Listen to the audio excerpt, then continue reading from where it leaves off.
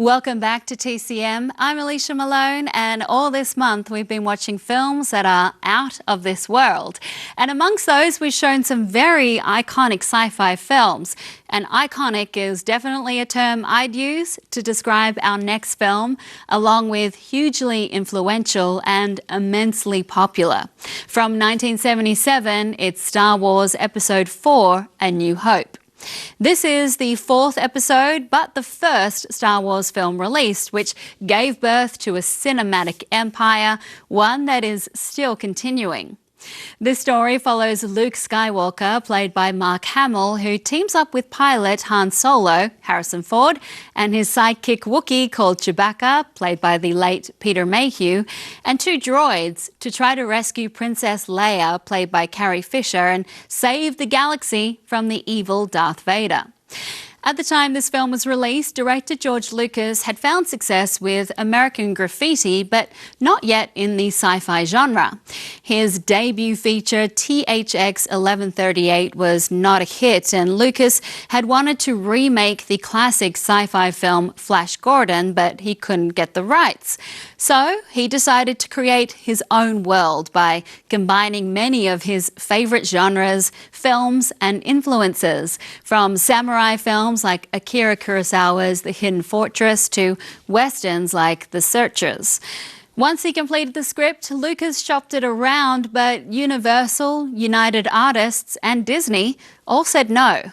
Their lack of faith was disturbing, but Alan Ladd Jr. at 20th Century Fox decided to give Lucas a chance and a final budget of roughly $10 million. And with that, Lucas made cinematic history. From 1977, Star Wars Episode 4, A New Hope. Given the huge success of the Star Wars franchise, it's hard to imagine this film being seen as a risk. But it was, and 20th Century Fox didn't have faith it would be a hit. Even Lucas himself had a bad feeling about it and was ready for a low box office return, despite his friend Steven Spielberg telling him this is going to be the biggest movie of all time. Of course, Spielberg was right. As soon as it premiered in May 1977, there was a great disturbance at the box office with lines around the block.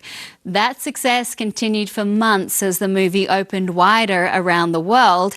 And since then, the franchise has expanded to include sequels, prequels, spin-off films, TV shows, books, countless products, and even rides at Disney theme parks. Because in 2012, Disney bought Lucasfilms, which created and owned the Star Wars series for $4.5 billion. Next on TCM, we're going from Star Wars to Star Trek with a look at the second film in that very popular franchise. And welcome to Turner Classic Movies. I'm Ben Mankiewicz. Coming up tonight to help us salute one of Hollywood's great studios, 20th Century Fox, we begin with a movie that may well be the biggest and arguably most important picture Fox has ever greenlit. From 1977, this is George Lucas's Star Wars. The version we'll be presenting tonight will have the full title, Star Wars Episode 4, A New Hope.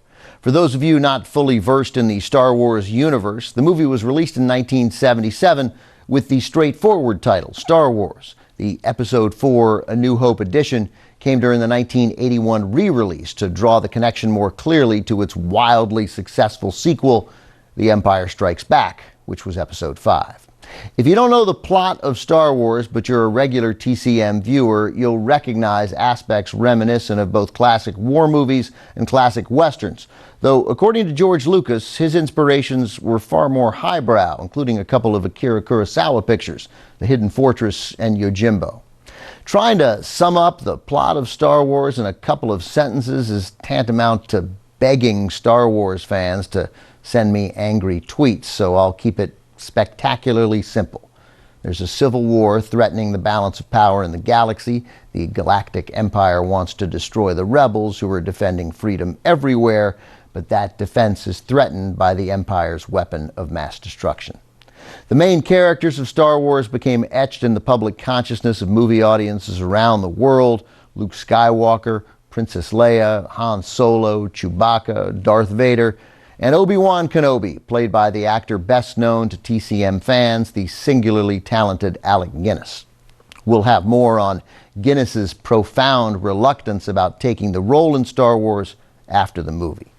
Star Wars even gave us famous robots, the droids, C-3PO and R2-D2. Again, all of it came from the expansive mind of writer and director George Lucas. Originally, Lucas wanted to write and direct his own version of Flash Gordon, but he couldn't secure the rights, so he crafted his own space adventure. But getting anyone in Hollywood to let him make the movie was more than a challenge.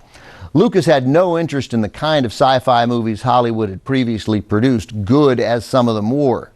Lucas had made American Graffiti, putting him right in the middle of the new Hollywood movement, an era that created bolder films, more violent, more sexual, with far more complicated characters.